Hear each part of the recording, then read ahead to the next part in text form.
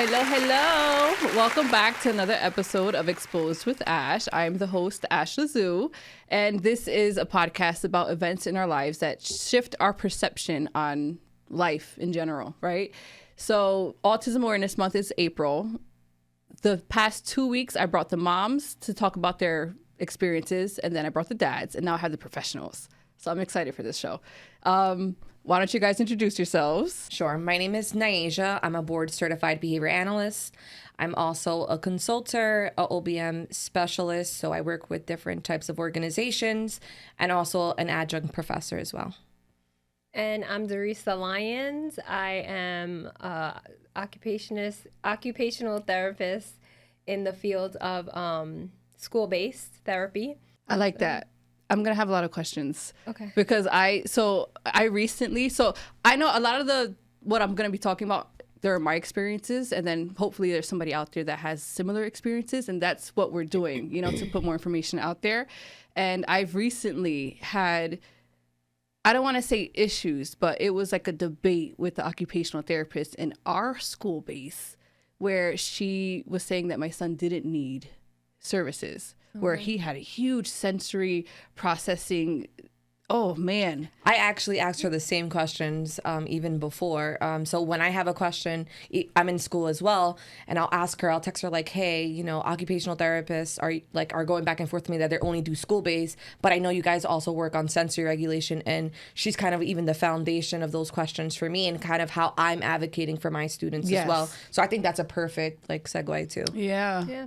I'm here for all the questions. So it's my biggest because I've done EI, early intervention. Yeah. I've done sensory gyms, and I've even dabbled in geriatrics, which is not my favorite field. So school-based is my biggest chunk of my career thus far. Okay. So I just learned about sensory diets. Yes. So can you, I had no idea. My son's 8 now. I had no idea what that was. Can you help explain? Because I don't want to ask the occupational therapist. So we're in the middle of, my son needs fine. this. Yeah. So I wanted to act like I knew what I was talking about. I had no idea what I was talking about. I went with the flow. Right. Can you explain what a sensory diet is? So the quickest misconception of a sensory diet is they think food's involved. It has nothing to do with food, right? So even when I first learned about it, I was like, food? And no, it's just basically a plan to carry out in the class or at home, in the classroom, anywhere. And it's just a list of things that the child can benefit from when they are experiencing sensory processing issues or difficulties. An example would be, I made one, only one once. And it, I struggled with it. It has to, relate to the kid. It has to work out for the kid because everything does not work out for every child. Right. So most of it involves heavy work. Like, for example, if this child has problems transitioning from the classroom to the lunchroom, you can give them a heavy box or something with toys in it as a job, basically a responsibility to push it through the hallway so that their focus is completely on, I have to get this box to the lunchroom, and they're not distracted with things on the wall, loud sounds that the kids are making. You can add some noise canceling headphones during the process if it helps, but basically the sensory diet is in the classroom when the kid is too stimulated and they can't focus, let them go to the calming corner and sit on a beanbag and play with fidgets for a little while to, help them refocus. And then they could probably join the classroom again and be able to sit through it. Just little pointers and activities that benefit the kid throughout, I say school day because that's the only place that I've implemented a sensory diet, but small ideas and activities to keep them busy, basically. That's great. I just learned a lot. So I'm processing that because I with my son, I have to put a weighted blanket on him in school. I didn't know they have heavy toys. So Yeah. they put like a heavy toy Yeah. in his lap and just have him do that, and then they'll make him walk with it. Yep. So it's like working out. It is. It's a just- workout, but because I know they get laser focused on one thing. Absolutely. So that's great. Yeah. You might have a weighted vest as well. There's different type of equipment and that a you lap. can utilize. They Yeah, have lap like band. a lap band where they just put. And those are something definitely heavy. available in multiple locations. Like I know that we utilize them in the private school setting that I work at. We use them in collaboration with the OT. So it's really a collaborative approach.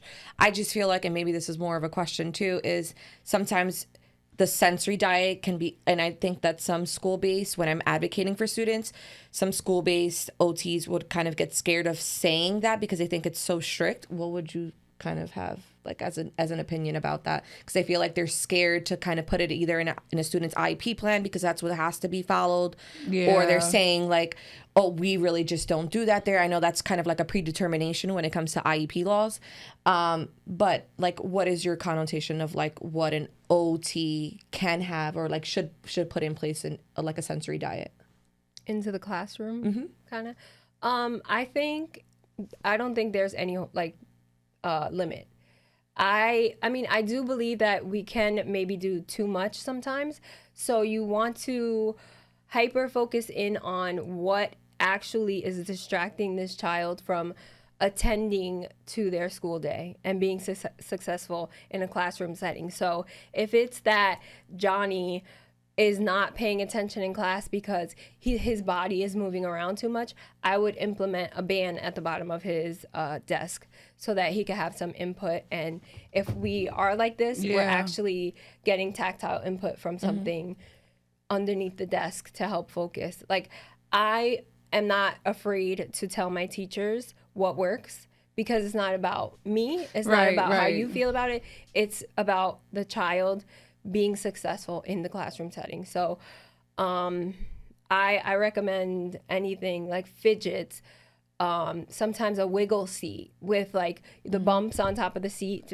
Yeah, I saw it on Amazon. I know what you're talking about. It's I recommend so many thing. things to my teachers that sometimes I feel like I overwhelm them with information, but you know, we need to do trial and error all the time for the kids because like I said, sometimes certain things don't work. So you just keep trying and you find out what does work. So I personally have no limit as a therapist to what we can implement in the classroom. You know, if we're going to talk about things that maybe are distracting instead of helpful, like maybe don't bring in their favorite toy from home, maybe. And this is about communication. Like I'm not afraid to That's awesome. tell the That's teacher great. what it is. So do you speak with the behavioral analyst as well? Like, do you guys bounce ideas off of one another as far as the child's behaviors and what they may need? Yeah, so it's so funny that me and Dorisa we grew up in different parts of like New Jersey, but we ended up becoming friends. And at the time we became friends, I didn't know she was an occupational therapist. So I've actually never worked with Dorisa. It's more of like a consultative, like as a friend, like, hey, I think I'm having an issue with this. What would you recommend? I remember I called her about 2 months ago. One of my child, he was engaging in like, let's say like fecal play when he was in the shower and he wanted to see it like kind of like, Oh boy. yeah, like kind of like dissolve in the water and watched it fall through the drain. And I'm like, okay, what do I do? I'm like, this is not my expertise. I said, and it's like, you have to talk to another person that's a professional outside of your scope of practice.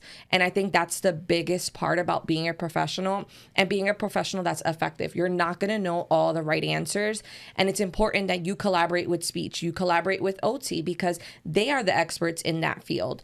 When you have a BCBA or you have any type of professional that kind of sticks with just their group, I don't think it's successful at all because at that point you're not responsive to feedback and then you're not accepting of other people's approaches, right? One of the things that, you know, we look at when we're doing our ethics code is like allowing for others to give us their input, whether it's something internally happening with the child or it's someone else's opinion. Like, it's important we just take data and see if that's also effective, right? It might not coincide with being behavior analytic in nature, but it is a collaborative approach and we are a team regardless of my opinion and yours. It's about the child. Right. So I collaborate all day long. So I was just telling her, even here, it's like this Friday I was working on feeding, and feeding is some people don't term it as something that a behavior analyst does, but there are professionals that specialize just in feeding, specialize in sleeping, specialize in autism spectrum disorder, or maybe they're in dementia. So there's different fields that we can kind of go into. We're just widely known for autism, and I was helping with feeding, making sure the reinforcement schedule was high, making sure that the child was attentive, listening to their rules that were a part of their self-management checklist. And then it was a very successful session for that specific child. He ate an entire bowl of food, which was amazing. Yeah, the parent. The parent's like, well, I can even get him to have 2 bites in a dinner session.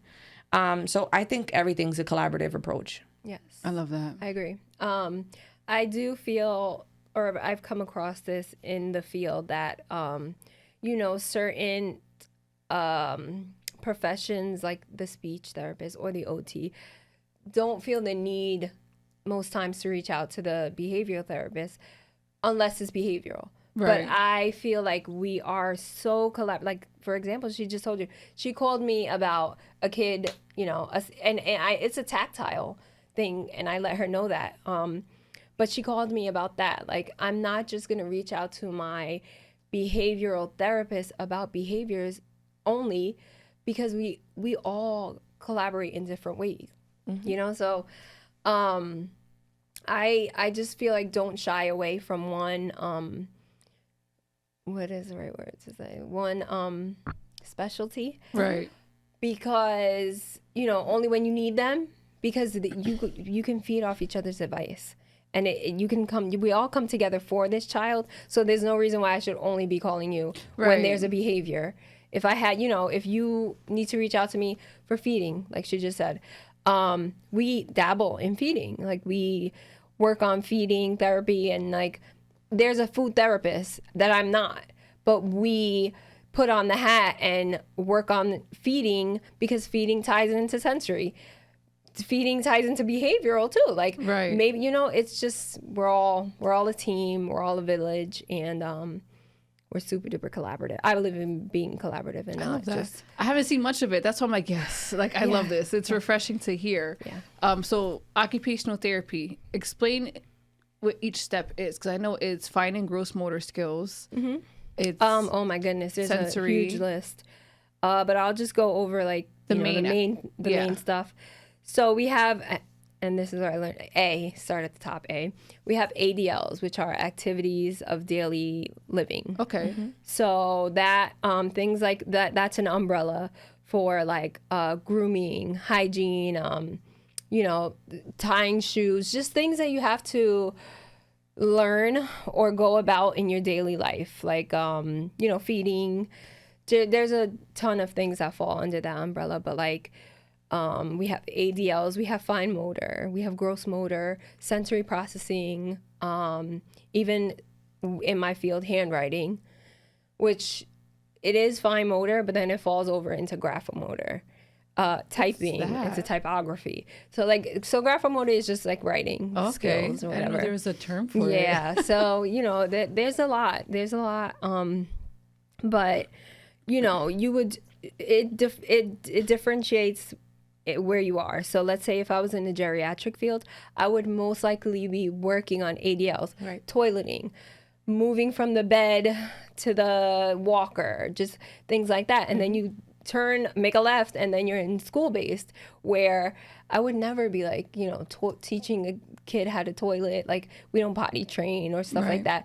But then, you never know. Like, your kid has to go to the bathroom. You're not going to be like, oh, wait, let me go get a specialist, or let me go get your paraprofessional or your teacher. You just dive in. So here I am with the kid performing toileting ADLs. So yeah, I don't know. I'm venturing. It's a big field. It is. It really is. And it in a way you can tie all of it. Sometimes I find myself like, oh my gosh, Teresa, slow down, because you're venturing off into telling a parent how to eat, or get the kid to eat, or telling a parent how to use the bathroom, because I can tie everything into occupational therapy. Like, there's so many ways. It's such an umbrella, but yes, those are the main ones, like fine motor, gross motor, you covered it, like sensory processing. I'm gonna Google a lot more now. Yeah, no, I'm and like then the I'm Google here. queen. You have me now, so Yeah. And then behavior. I feel like behavior is such a big part of having to learn a child on the spectrum's emotions, and a lot of it has been a guessing game for me. What has been your like going out into the field? What has been your beginning signs of how to manage a child? Because they're new to you. You don't know any of their behaviors, so you're going in not knowing, and it's like, okay, I got to figure all this out now, and then come up with a report on how to correct, not knowing if the parents already have their own. Yeah, so system. everything we do is based off of observation and it's data driven. So, right, let's say that you have a student, and I can talk in two different forms. I can talk insurance-based, or you're providing in-home therapy, versus school-based. And I'll start with school-based first, right? When you first get a kid, usually the first month before they have their IEP, and I'm really talking more in a private school setting because, they're in an out-of-district placement. Even in public school, you're going to be observing the child. If you're running an FBA, which is a functional behavioral assessment, you want to assess that child. You have 60 days to evaluate, just to kind of let the parents know that there's an evaluation period as well as part of your IEP evaluations. And you'll take those days to observe the child. You're going to collect data. You're always going to involve the parent as well, involve the teachers, involve whoever is with that child most, because you really want to identify the function of their behavior. So, right, you want to know if it's sensory automatic. You want to know if it's because they're being denied access to something that they like. Are they doing it because they're doing it for attention? And then also, are they doing it because they're trying to escape? Or maybe they're trying to avoid something. So we kind of look at those 4 different functions of behavior to then say, okay, I'm going to collect data. And usually the most typical data they'll talk about is ABC.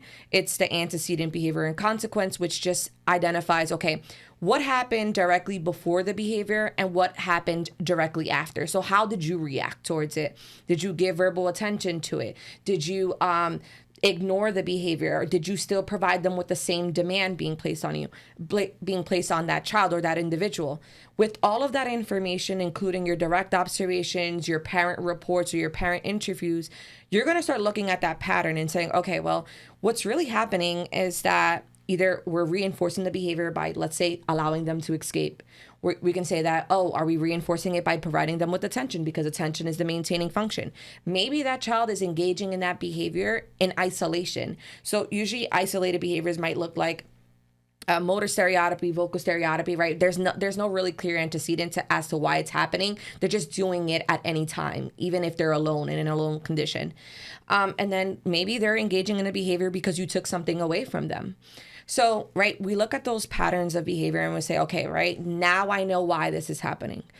I'm not going to tell you that it's always one thing, because oftentimes as a BCBA, I find that it's multiple. So it can be that they're doing things to escape, but then also doing it because they're being denied access to something. They can have an escape maintained behavior that's also maintained by attention. So it really kind of comes full circle to kind of give an explanation to the parent, to the team, before we make a plan. And then we start trialing things. So again, everything is trial. Not everything, everything comes trial and error, but it's like you're trialing things to see if they're successful. If they're not successful, what are another strategy in place? So as, OTs have that, a strict diet that may be like a sensory diet, right? Or they may have their own plans and goals. As behavior analysts, we're creating plans as well. And if your child has a behavior that impedes with their learning in their IEP, we need to make sure that it says yes, right? Because we don't want to keep having the excuse. I also advocate for parents, so it's kind of diving into more. But you don't want them to say no, that it doesn't interfere with the learning of the child, and that child is not able to sustain attention. That child is not able to transition throughout the building. That child, you're being called every day for that child. So yes, if it interferes with the learning, then I think that a proposed plan would be sufficient enough to kind of help that teacher, help that help that parent decrease those behaviors from occurring in the future. So then it comes into, okay, we made a behavior intervention plan, you put it a part of your IEP, and you follow through with it. You make sure that everyone is trained, and not only the not only the teacher, but also the parent. Because I can expect the behaviors at home to go away or to decrease, right? Without me showing you the same strategies that are successful in the home. You want them to generalize across different settings. So Same kind of process when we think about insurance-based. So for any families that had in-home therapy, it's kind of the same process, whether they're collecting data, they're doing a little bit more as far as skill acquisition, because I do want to dive into that, because a lot of the misconceptions of a behavior analyst is just behaviors. And it's really not. It's behaviors, skill acquisition. We tie in, daily living skills, social skills, and those might be the early processes that we're looking at, okay, right when you first get that diagnosis. So overall, right, everyone's kind of using their observations and their data to kind of say, okay, this is what's occurring. Do you want me to go into like more of when you first get autism, like diagnosis? Because it's really hard. I like that because I'm listening and I'm like, I love listening to absorb. Yeah. I like the advocacy part with the IEP. So I like, a lot of people don't know their rights in the IEP, and I had to just learn that this past year on what my son needs. And when I started fighting for it, that's when things started moving. But because I trusted the school system, my son wasn't getting the services he needed. Of course. And I feel like that is, you as a parent, you're the biggest advocate for your child. No one, not your family, not another professional, no one knows your child the way that you know your child, and you know what's best for your child. Of course, you accept other people's opinions, and, they have validity in what they may say. They are professionals, but it's important that you advocate for what's necessary. And I've been through the process of going through due process hearings with districts because of it. It's because the parent feels that they're not getting what they need. And it's like, okay, well, let's look at the IEP. What is right and what is wrong? What are you requesting for? If your team at school is not adhering to that or trying to listen to you, and they're making these predeterminations and saying, well, we don't do that here, or we don't have the money for it. Like, to be honest, that's your child and that's your priority. It's not to say that that's not important, because every school district has their own funding and, they have a process and everything. But I'm looking out for mine. Right. And that's the same way I feel for all my clients. You don't have to be mine from birth, but I feel like you're part of my family too. And I'm going to advocate for you as I would advocate for my own child. So it's very important. I just want to chime in on that, because it reminds me of how when I'm in an IEP meeting with a parent who maybe isn't completely educated on what's going on. Yes, I made this plan for your child, but I will always, like an example is, if I'm changing a child, they're called mandates. If I'm changing a child's mandate from getting occupational therapy 2 times a week individually, and then, I see him for half the year, and then we have the IEP meeting, and I decide, I don't think this kid needs occupational therapy 2 times a week. I'm going to change it to 1 time a week in a group setting instead of individual. Yes, I made that choice. However, I explained to that parent, do you think this is okay? Like, if you think this is okay, then I will finalize that. Because, okay, it was my decision, but this is your child. And these are the services provided for your child. So you know your child more than I do, regardless of what any teacher, therapist says. You know your child. You are, like she said, you are your child's advocate. So I am completely 1,000% always asking the parent, is this okay with you first? Right. Do you think that I should, or that I am allowed to, lessen your child's frequency of services? And if you tell me, if that parent tells me, I don't know, I feel like immediately I'm, you know what? It does not hurt to do more. Right. It doesn't hurt. Ideally, I want your child, my job is to make your child, or support your child to becoming their most independent self in the community, in society, in school, wherever it is. So obviously I do want them to, I say graduate, but graduate out of OT. Yeah. So, my professional opinion is that this child doesn't need as many sessions, but it's important that you tell me how you feel, because if you feel, because something new could have come up in your life that you notice with your kid, and, Misty, I want you to, work on this, then okay, on that second day, we can totally just zoom in on emotional regulation. And so, yeah, I had to chime in about... No, I love that. And I love that you guys are for the parents as well, because that hasn't been my experience. So to hear that is refreshing, no, because I've had to learn little tricks where I would tell somebody, and as a parent, you guys should know this too, to whoever's listening, you are your child's biggest advocate. And when that IEP meeting starts, request for it to be recorded, because that raises a red flag. Yeah. And that's what I learned. Request for it to be recorded. That is your right to have the IEP recorded. Exactly. So that you can have that documentation, because that's what that is. And when I started doing that, they became a little bit more professional, because before it was like, okay, well, we're doing this, we're doing that. And when I would say, no, I don't like that, I want more, the speech therapist told me, well, I don't have time. And I was like, that's not my problem. And I said, I'm so happy I recorded this. Wow. And then after that, you know, things started shifting just a little bit more, you know, so I would just keep calling IEP meetings, keep calling. And it's a battle. Yeah. It's a battle sometimes, but it's refreshing to hear that your perspectives of it, because there are times where it's just like, we feel like we're fighting against everybody. No, the parent, parent, you know, Absolutely. feel like we're fighting against everybody. And as far as IEPs, right, we're the biggest advocate, just as you said. I'm trying to think of like the things that are rights that most people don't know, right? So recording the IEP meeting, disagreeing and asking for more. So I know that it can go into due process, right? When in 15 days, the IEP is, it's put into motion regardless if people agree or don't agree. And then that's when it goes into due processing. But what is your biggest point of advice on the rights of the IEP? Because you're advocating as well.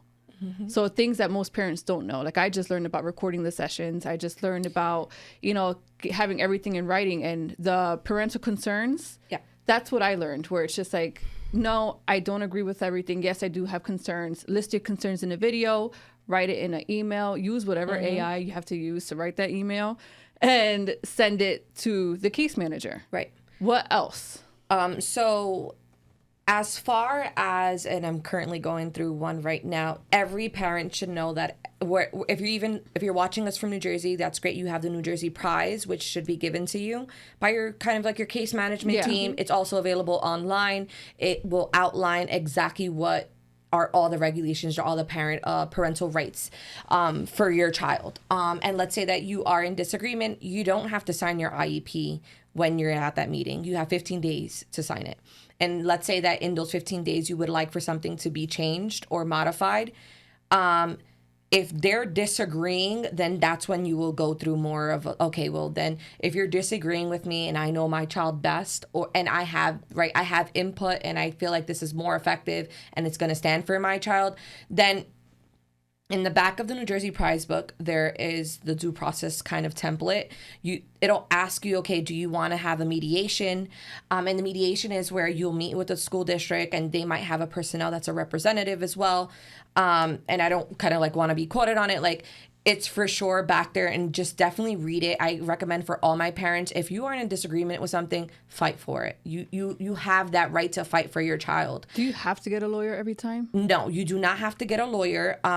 Even if as a parent right now, when you're in your IEP meeting and you feel like you're nervous and you feel like you don't have all the right answers or you don't know enough, in the state of New Jersey, anyone can be an advocate for a child as long as they know kind of like the laws and kind of knows how to go about the IEP meeting, right? There's no real certification right now at this moment that says like, oh, you are a child advocate. There are programs that I would recommend for people to kind of go to and kind of educate themselves before they consider themselves a parent advocate.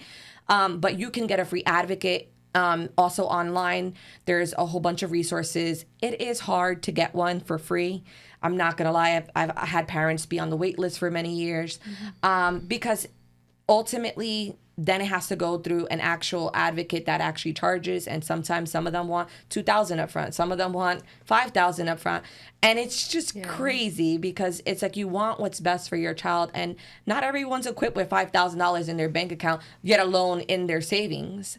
Right. And it makes you feel, even as a provider, because I tend to go to a lot of IEP meetings, especially for my in-home clients, just to make sure like, okay, I hope you're going to screw over this parent with me in front of you. Right. And it's important to have someone like that on your team, like whether it's another parent that knows maybe a little bit more of the law than you do.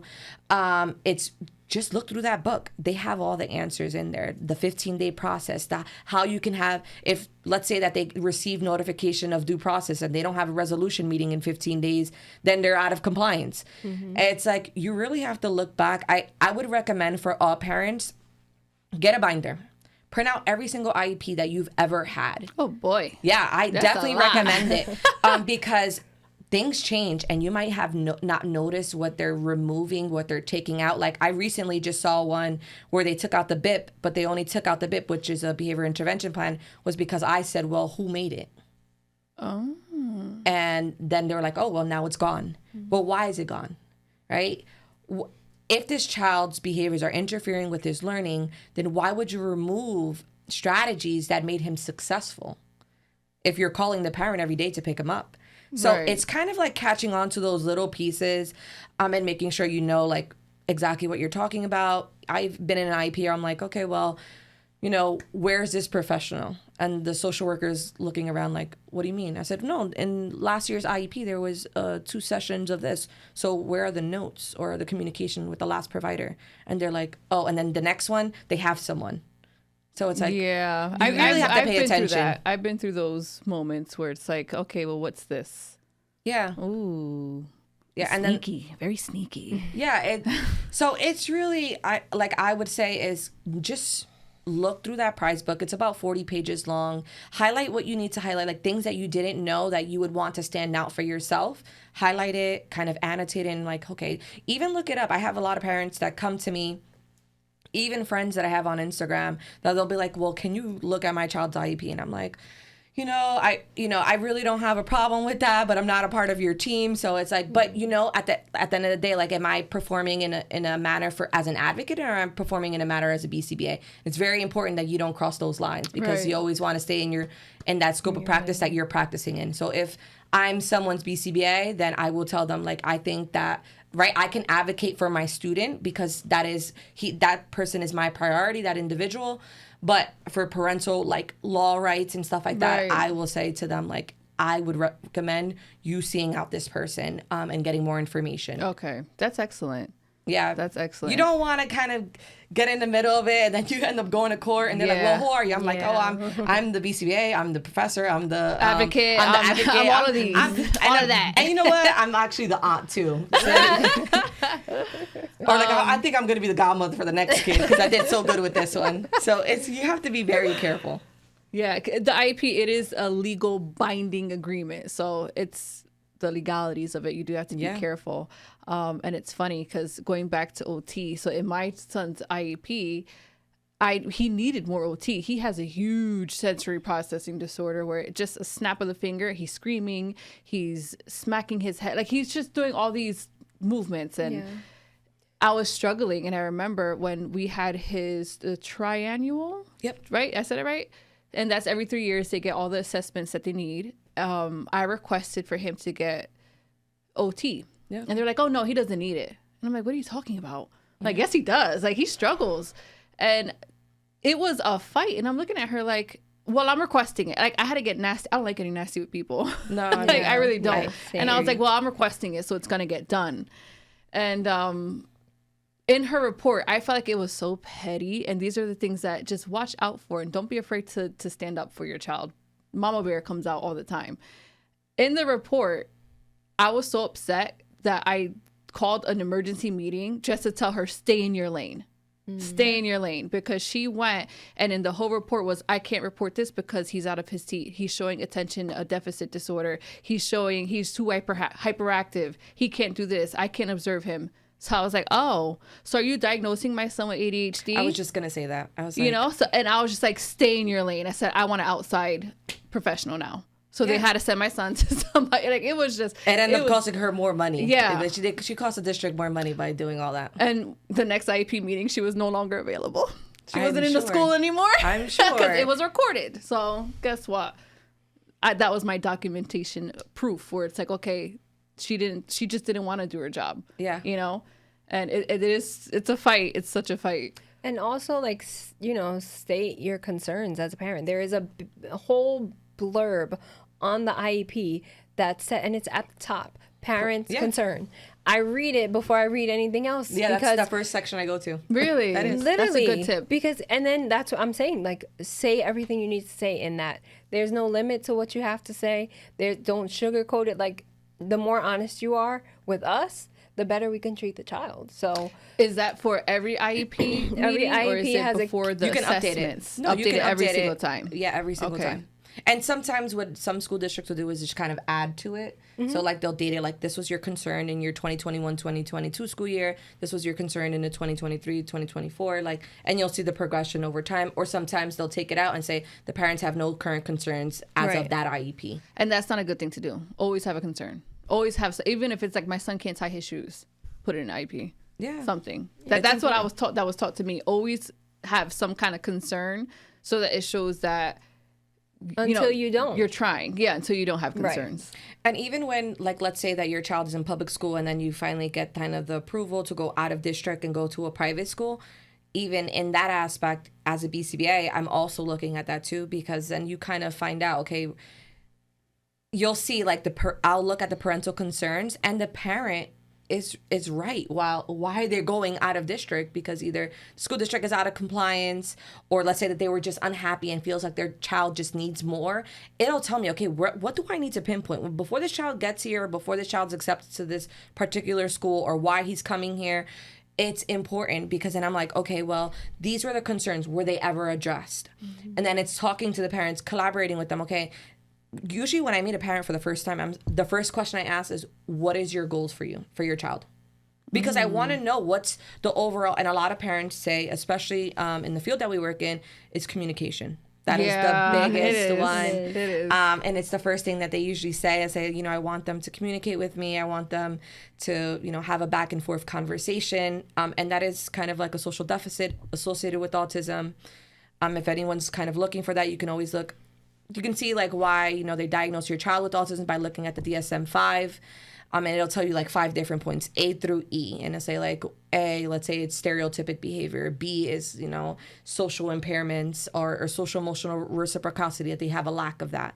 And it's just kind of that back and forth piece. But, those small points like A through E are, how they're kind of using that as a formal diagnosis of the autism. In conclusion, you might have something else. A lot of children come with sensory processing disorders, language impairments, delayed speech, so global developmental delays. It all comes in hand, and it's kind of the final diagnosis that they provide after 4. Because, in the IEP, before you go to, I'm not too sure, before you go to kindergarten, it always says preschool with a disability. Yeah. It may say in the description that your doctor diagnosed your child with autism, or they diagnose your child with any other disability, but it'll always say preschool with a disability without the actual classification. Then as they get older, then they're classified. They're classified autism, they can be classified multiple disabilities, or whatever classification would kind of adhere. Nice. I know you see that. Like, I'm listening, I'm processing. It's typically it takes 3 seconds for us to retain information. Yeah. So you pause before. Don't worry, I give my kids 10. Oh, that's a long time. I'll go into La La Land to another story in my head.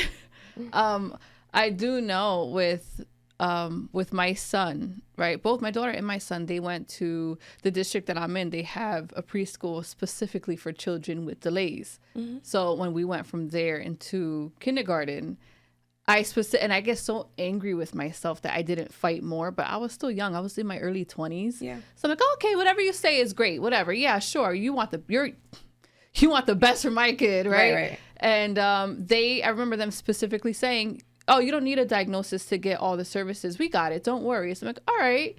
And each year passes, and I'm like, this isn't working. I need him to get a diagnosis. And my insurance at that time gave us a runaround. Not everybody has state insurance. So it turned into, okay, I need help. So I was asking for help, and they were just like, no, he has speech therapy. He has this, he has that. I'm like, I understand. But now it's getting bigger than what it's supposed to be. So how can we do this? And it was always no, no, no, no. So I was like, okay. Mm-hmm. And that's when I started asking my clients, which, a lot of the information that I have, it's funny because that's why I named the show Xposed with Ash, because while I'm waxing people, they technically they're exposed to me because I'm waxing them, but then I'm exposing my life like, hey, I need help. I know you're a professional. Can you help me? No, and then of course. they're like, yeah, Ash, this is what you have to do. And that's what happened with my son, where I'm like, I need help. And then I got hooked up with somebody, and she came with me to a meeting. And she was so nice in the beginning. And I'm like, no, just go for it. Go for their throats. Because they made me run around all these years. And she was like, don't worry. She said, this is chess. She said, just hold on. So we asked for the certain things. And as soon as they gave the pushback, that's when it's like, boom, these are her rights. You're supposed to do this. Yeah. And then that's when this was the first year that my son got an actual diagnosis because the school sent him out. That's your right. The school sent him out to a neurologist to get his diagnosis because my insurance did not pay for one. Right. That's like a $800-900 doctor visit, And it's they have a really long wait list. Very, very long. And the funny part is that they tried to scare me where it's like, well, you're still going to wait that long. Yeah. It's like, oh, you're still going to wait that long. So there's no point. And I'm like, I don't care. Do it. I 2 recommend, weeks. Yeah, My I son got recommend to all parents, even if you call a doctor and they say like, hey, the wait list is 6 months, call every week. They're going to have a cancellation. Right. So tell them, put me on the cancellation list or on the waiting list for cancellations and call every week. Hey, this week, did you have any cancellation? Oh, you have one Thursday? Fine, I'll take Thursday. And that way, I always recommend that because you never know. You might get it in a week. You might get it in 6 months. At the end of the day, you're still going to be able to see someone. Yeah. And you're going to have that relationship with that doctor for the rest of, of the time that they're needed. So, and it's important that you become a patient with them because then getting back on the wait list to become a new patient is a lot harder. Right. Because then you're already a patient. You're a current patient. So if, like, let's say your child is, went from the autism and then they're seeing susceptibility of ADHD, they'll help you with that as well. Like, it's the same treating doctor. So the neurologist creates a plan as well? So depending on, it depends on the situation. So like it depends on the behaviors. It depends on what you're kind of looking for as a parent or what you're seeking help with. A lot of times if they recommend medication management, they might also recommend behavioral therapy. And that's what I do. I do that kind of for different companies. I contract out and we need the diagnosis of autism in order to provide ABA therapy, unfortunately. Right. But it's crazy. And that I say that is because our field is such a growing field. There's only about 67,000 of us in the entire world, which is why we're like heavily needed right now, especially in autism. That's what we're basically known for. But I have students that have Down syndrome. I have students that have just behavioral, difficulties, emotional regulation. They're in an ERI program. They have, let's say, they have, like I said, Down syndrome, cognitive impairments, learning disabilities. I'm not just there for behaviors. Right. I'm also there for skill acquisition. So you need help and I need to collaborate for writing. I can help you with, daily living skills. I can help you with going out into the community and participating. Just all of those alternative and appropriate behaviors. I have that skill to help you learn because that's really what we're doing is we're providing a learning experience through behavior modification. And then also treating behaviors, right. Which is what the Reese was saying is like, hey, she's not just calling me because the kid is having a meltdown. She might need my input on how often to reinforce that child, or maybe she needs my input to see, okay, what prompt level should we be utilizing? Mm-hmm. Or, does this child need a redundancy cue, which might be like, hey, if they're writing the letter A, maybe it needs to be highlighted first. Or, there's so many different ways that we collaborate with other professionals. It doesn't hold us in one little small bubble. Right. No, there's no way. Yeah. It's impossible to not, become like an octopus. Mm-hmm. I mean, of course. That's a good way to put it. All those arms and you're doing a little bit of everything. I mean, everybody knows their lane and things like that, but it's just like this one child and then we're all around the child. And, you're not just going to turn over to the behavioral side and be like, that's all you do. Like, no, like you'll see me reaching this way for the child, but she's reaching as well. Like if you could visualize like a child just in the middle of all of their, services, we are literally a team. That makes me feel so bad for the child too, because it's like all these professions and therapies and they're just, they work extra hard to it's to be, such a rewarding to be in society. Thing, yeah. So what's the most rewarding aspect of it? Like if you could think of a case that you've had that was just like, wow, like I did that. I helped this, I was going to say student, this child be able to perform. I feel like I have so many rewarding like situations or experiences daily. Like even just on Friday, like I said, even the feeding, I got called initially. Well, I didn't even get called. One of my team members, because I'm a lead, I'm in the supervisory role. So one of my BCBAs got called, and I was like, oh, she's in a meeting. Let me go cover for her, right? Because we're a team. And we were called because a student was dropping to the floor, refusing to get up, crying, tantrum behavior, and they were in feeding. We ended up collaborating the entire feeding session. The child ate the whole bowl of food, and every time he took a bite, it was like a party in the cafeteria. So it's like he didn't even feel like we were all honing in on him or hovering over him. It was just like, you ate, oh my God. Like I make everything a party. Because even if I'm being used in an aspect of like, hey, like, oh, they see you and they kind of straighten back up, but it shouldn't be that way. It's like, I also want to be their best friend. Like I want to be there, like, if a kid is having a meltdown and it's like, all right, well, let's, after the strategies are in place, let's go take a walk. Now I'm talking to you about your favorite movie. And now we have like a friendship in place. So that it's never like a negative aspect or relationship. The rapport is we're always working on rapport. It's all about safety. Yeah. Creating that safety. Yeah, of course. And it's not just safety in terms of physical, it's safety and emotional as well. Right. Oh, that's a big part. I feel like they have such big feelings that they can't communicate or just show, and that's where emotional regulation comes in. Yeah, absolutely. What are so for the parents that can't get services, what are some pieces of advice, things that you can let them know, like this is what you can start doing at home as far as just like the basic, like create a plan? Yeah, so I mean, again, it depends on their behavior, and it depends on what you want to work on. I would recommend if, like, let's say your child has difficulty with transitioning, see what type of child, what type of strategies are best for your child. Like, is your child a visual learner? Are they an auditory learner? So we might put a visual schedule in place. I would recommend if your child is nonverbal, then maybe you have pictorials, right? Or you have visual support that's maybe like a picture of exactly where you are going. So maybe you're priming your child and saying like, hey, I know transitions are difficult. We have to go to the supermarket in about 20 minutes. I'm putting on a timer. I'm letting you know, hey, in 20 minutes when the timer goes off, we're going to start transitioning to the car. Maybe I'm showing them a picture of where we're going so that you're priming that child and saying, okay, like this is, first we put the timer on, maybe you're watching TV. So first TV, then we're going to go to the supermarket just to help them transition and help them feel more comfortable. And then I might also recommend sometimes even following through. Like I know it's difficult at home and sometimes behaviors can be extreme and intense. I've definitely been in situations myself where I've also felt like I can't do this alone. Yeah. And I've cried after sessions. Like just about 2 years ago, I was crying because I walked out of that house and I felt like I was the one that lost. Like, I felt like I couldn't help that child because it was so severe and so dangerous. It took 3 of us, me and 2 parents, to kind of just get him to calm down. And obviously, there was a lot of internal things going on and medication management. So there wasn't just autism. It was like autism, cerebral palsy. It was a lot of things. And to me, it was success because the tantrum only was 10 minutes versus an hour. And that's success in itself, but I still felt like, oh my gosh, like when I leave here, they have to deal with that when I'm, without having a coach there.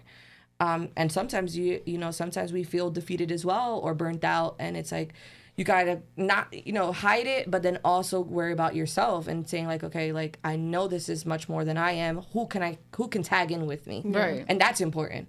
I have BCBAs that come to me all day long and say like, hey, I need help. I need you to have another set of eyes. And even I'll ask OT, I'll ask speech, like, what can I do better? Because it's not about me. It's about this specific kid. Right. It's funny because I work in the same room as my speech therapist, and we are literally all day long bouncing off of each other. Let's say I'm seeing a kid and we're working and I'm zoned out and we're just getting our work done, but they're speaking.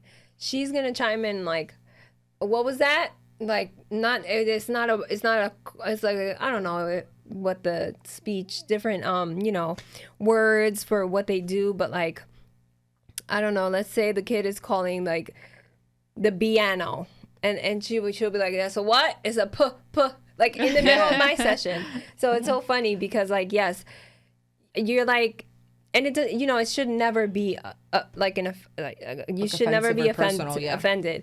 And I never do, because even when she has my kids, if I see that my kid is all over the place and not paying attention to her, I'm like, grab that ball, sit down in the middle of her session. And then she's like, oh, thank you. You're not, sometimes you're laser focused on what you should be doing with the child when you're not even noticing that, like, the child's actually trying to communicate with you. Yes. And then the speech therapist is picking up on that. And then, what are you trying to tell Miss D? We're all like moving parts. It works. It just, and then also a time, like she mentioned, like that she's cried after sessions. And it's so important how you have to show up for this child, and like, my motto is I leave everything at the school door. Like, everything that I'm going through, anything, and don't ignore yourself, don't ignore your feelings, but like, I leave everything at the door and I walk in as Miss D, because I'm supposed to be present for these kids, right? Regardless of what I'm going through. And just like, I'm not a parent yet, but I'm sure as a parent, no matter what you're going through, you have to be present when your kid needs you. So, an example of like something rewarding that you had mentioned, I'm working with a kid and I brought some stuff through the door that day. Like, I was just like kind of like there and not there, and just, frustration was easily seen in my body language. And my kid, not totally verbal, but gets his point across, brought the therapy ball to me and was like, here you go.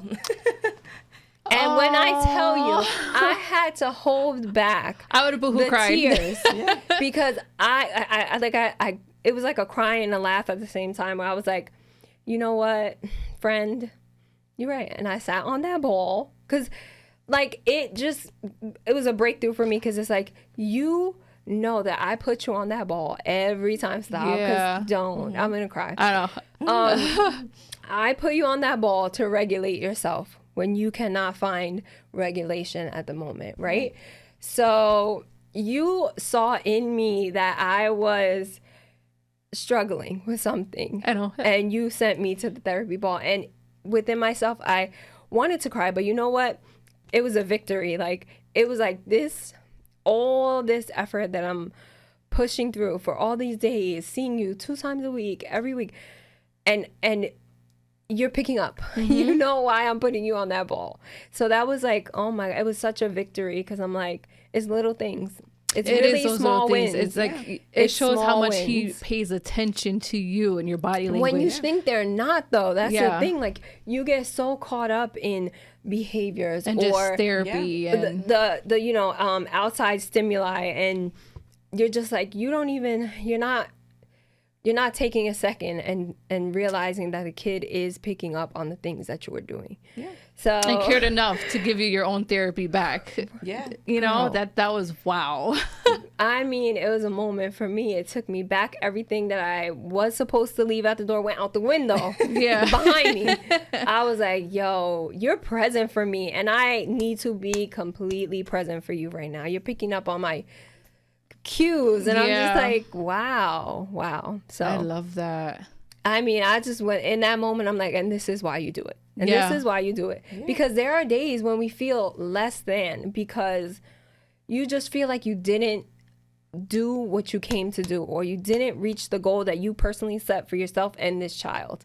Because there are days I'm like, yes, I set up the room, everything's and it goes completely left from what my plan was. And I know it's so defeating, where it was like, damn, like I did all of that. And there are days you walk out that building feeling less than, but that right there showed me that you are actually paying attention to me. Like, you are picking up on my verbal cues, physical prompts, everything. And it's great. It's just a great feeling. I feel like because they can't, not all, but because most can't physically tell you how they feel or whatever, they're more sensitive to those verbal cues. Where it's funny because in my household, we do it without even noticing. When my husband starts to see that I'm getting frustrated because my son's not listening, he just kind of walks right next to me and he just, come on, OJ, let's go do this. So it's like wrestling, like tap in, like it's your turn, without having to speak it. Like we recognize those verbal cues without even talking about it. It's a smooth transition. So I that's so beautiful. I love it. Thank you for sharing that, because I'm like, Of course, I was yeah. like, I knew I I, know, you had guys to. are, I was like, I'm pregnant. I'm like, oh my goodness. Yeah, this I could had be to next. get that out because I'm like, oh, she needs to hear this one. Like, That's 'cause- great. Yeah. I recently had something yesterday with my son. I read all day. I think everybody in my life knows I read all day. That's my escape. That's my, therapy, where I just get to escape my world. Let me read some fantasy. Yeah. And I took my son to Target yesterday, and I'm like, pick a toy. He picked a whole bunch of Dr. Seuss books. That was, I was like, I'm like, are you going to read like books? Like, this is exciting. Like, you're watching me read all Yeah. day? Those books cost $100, but You bought I all of bought them. every single one that he picked up, and he had like the whole list, and I was just like, all right, this is what we're doing. So we get home, and he lines it all up on the floor, and I'm like, all right, so are we gonna open one now? Yeah. Or is this just our first step, just lining it up and just counting your books? But it's like, it is those small victories where it's just like, wow, you are paying attention, and my example is showing you. So I have to just make sure every day I set a good one. Yeah. Yeah, and I think it's important, especially for the parents out there that often feel overwhelmed, or maybe they don't have the community that they need with their own family, is to find something. It's very important, self-care, not only as a professional but as a parent. And I actually just did parent training on this because it's hard.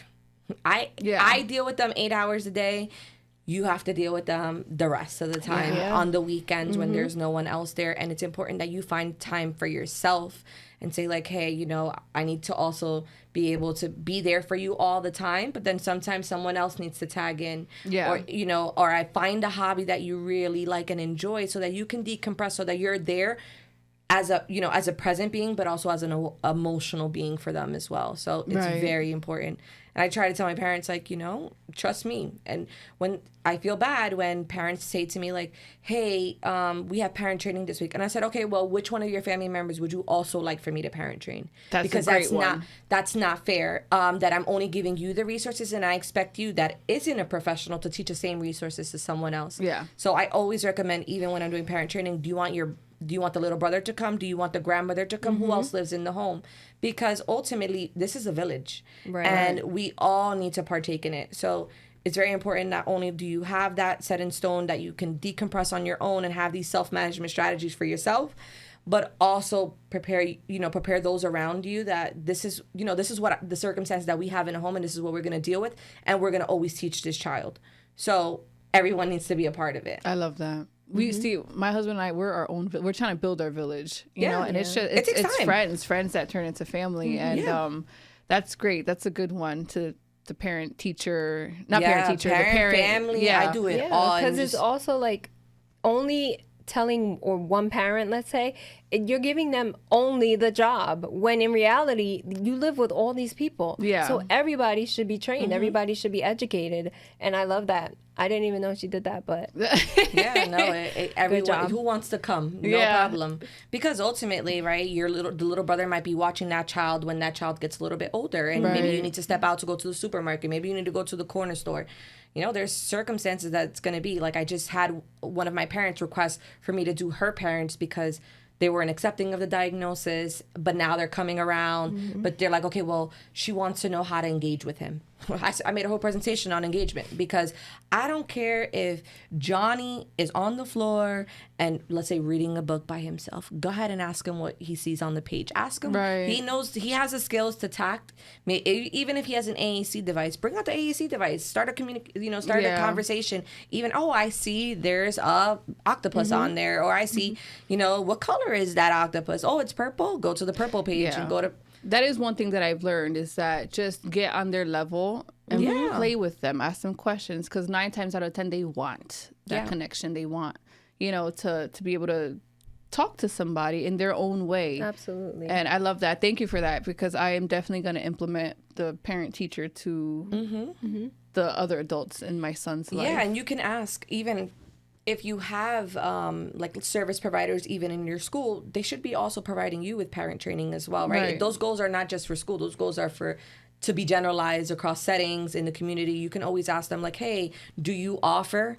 A lot of the times they should be saying yes. And it can be a service also provided to you by your school district. I know that some school districts, they'll have parent training as like once a month with like a BCBA, or once a month with your speech, depending on how the district works, but request for it and invite people that you want. Yeah. That's a great one. That was a gem. That was that was a good one. Use all the resources you can. Absolutely. Even when parents, I feel like if they're even still not in denial, but maybe they're not in accordance with even a diagnosis, I said, I understand. I've had parents that be like, I don't really think my child has autism. Do you think so? I try to stay away from those conversations because I'm not the medical professional. I didn't diagnose your child. I'm here to help you. Right. Yeah. And I'm not going to talk about the diagnosis, but what I can tell you is like, hey, I see these things that we can work on. Do you want to work on it together? And I'm like, use it also to your advantage. You can get all these therapies. You can get all these extra stuff. And then can talk to your pediatrician, talk to your developmental pediatrician, your neurologist again and say, hey, can you retest my child? Or, hey, how did you evaluate them initially? Where do you see them now? And try to get those progress reports. Even from the doctor, it's fine. It's important. Oh, that's good.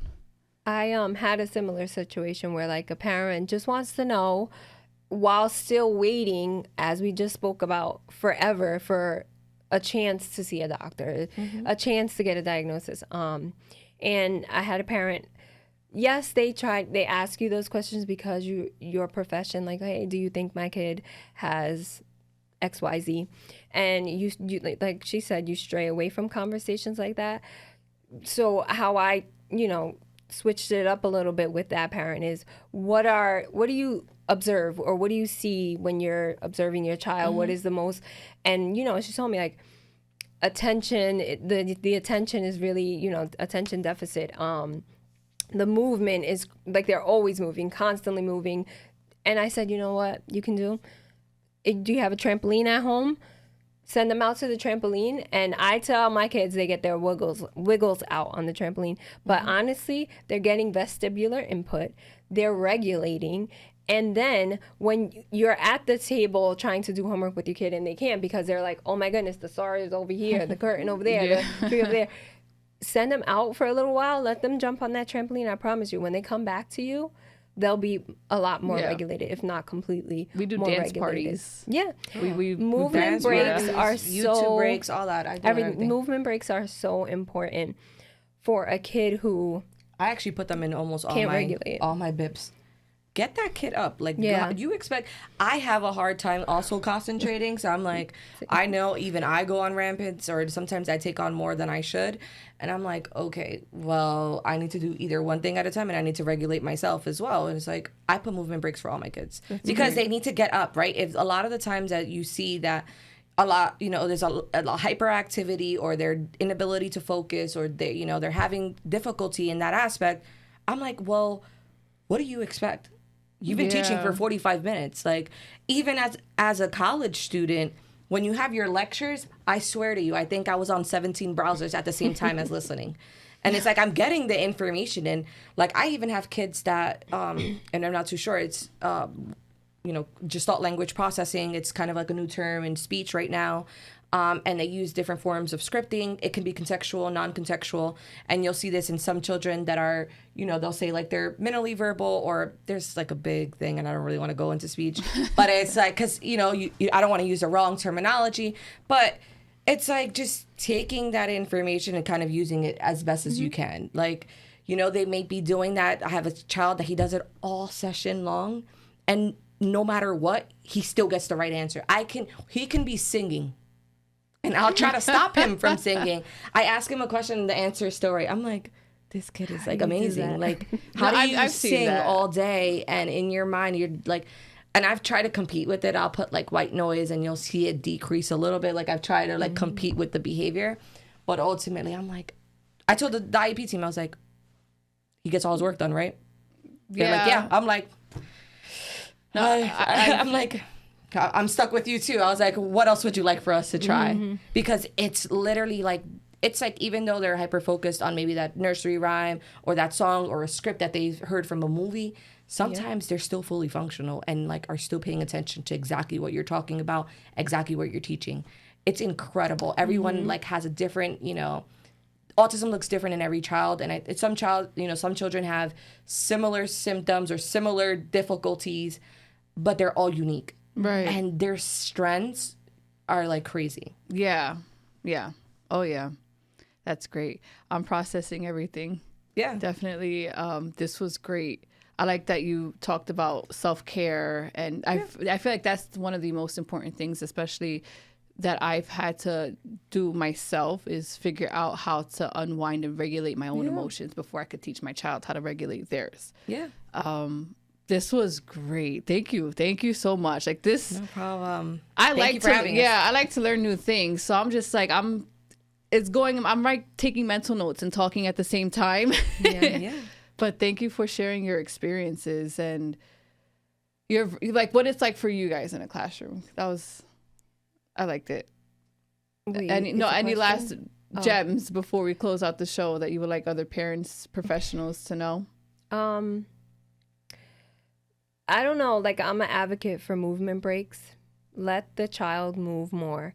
Take the tablets, take the phones, just let them outside, let them get fresh air. I'm all for, I know not everyone can implement a swing or a trampoline, but I am all for like sensory input. If I see that my child is overstimulated or, hyper focused on something, we take a break, we'll go on the swing. And, the swing provides, like I said, different types of input. The therapy ball will provide proprioceptive input. The trampoline will provide vestibular. The swing will provide vestibular, but it all comes together to help the kid kind of like recognize their body where it is in space, like where it is right now, because we're all over the place sometimes and we can't, we're over here, we're over there. So like taking those breaks helps them regulate. It helps them gain that attention. It helps, like I have this thing where I look at the child's age and then expect them to pay attention for that many minutes. Like if I'm with my kindergartner, if I'm with a kindergartner, That's a good one.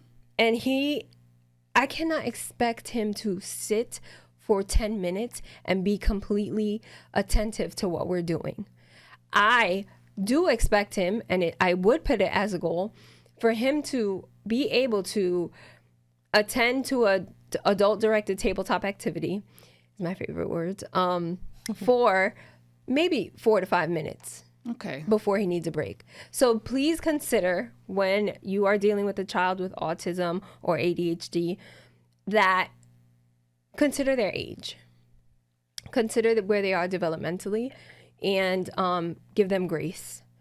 So if you are, let's say, doing homework at the table with your first grader who's 6 years old, understand that he can probably, most likely, completely, fully attend to what you're doing for maybe 5 to 7 minutes.